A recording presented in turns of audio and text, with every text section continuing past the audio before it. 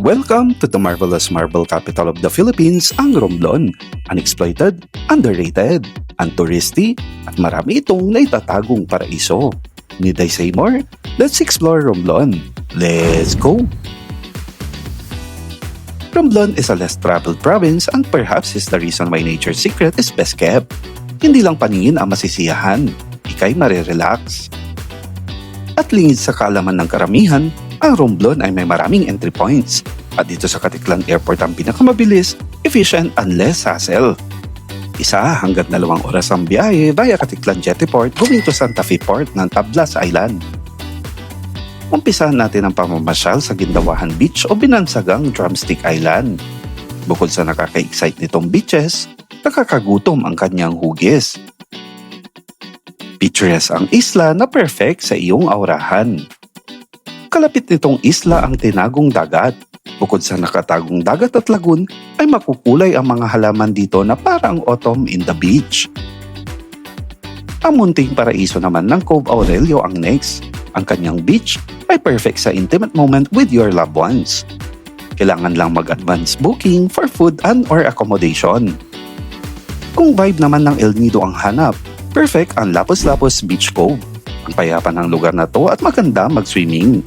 Hindi din papatalo ang underwater beauty nito kung saan pwede i-enjoy ang diving. Kung kulang ka pa sa iyong IG shots, bisitahin na ang Turtle Cove Island. With 1, 2, and 3 beaches, siguradong mahihirapan ka mamili ng pang-story mo. Iba-iba at napakasinik ng bawat isla nito. And to cap off our day 1, we enjoyed sunset viewing at dinner sa Footprints Beach Resort. Pwedeng i-enjoy ng buong pamilya ang pagsiswimming dahil child-friendly ang beach nito. On our day 2, we explored the island of Romblon. Inumpisahan ng paglalakbay mula Calatrava. Ang boat ride ay aabot ng higit 1 oras papuntang unang destinasyon, ang Takot Reef. Hindi ito nakakatakot, bagkus ay nang-iinganyo ng cliff diving. Sa di kalayuan naman ay ang Cobrador Island. May bakas pa ng bagyo ang itsura nito sa ngayon pero maganda pa din. This is a less commercialized island pero kumpleto ang beach offer nito.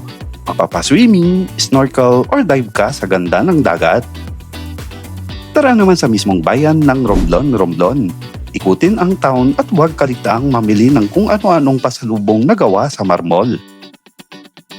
Ang Bonbon Beach naman ay di papatalo sa kanyang pure white sand. During low tide, ang mahabang stretch ng sandbar ay nag-uugnay sa 2 isla. Pero kahit di siya nagpakita ng buo, ay mai-enjoy pa rin ang ganda ng isla. Last but not the least ay ang kinakatakotang Blue Hole na natatangi sa bansa. Matatagpuan ito sa San Agustin sa isla ng Tablas.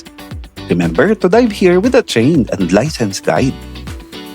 For the whole duration of the tour, we stayed in Harbor Chateau in the town of Ochongan. Meron itong nightlife na paboritong pasyalan ng mga lokal. And for the tour, transportation, and accommodation, Ping Salazar arranged everything for us. Hindi ka magugutom, mabibitin, at mabubore pag siya'y iyong kasama. This is supposed to be a 4-day itinerary pero sinulit na lang sa 2 araw dahil sa maraming aberya. Kaya kailangan planuhin maigi ang pagbiyahe dito para sulit sa pamamasyal. Sa totoo lang, marami pa akong gustong mapasyalan dito at excited akong makita ang lahat ng ito sa hinaharap. Kaya samahan niyo ako sa muling pag-explore sa Romblon soon. Let's go!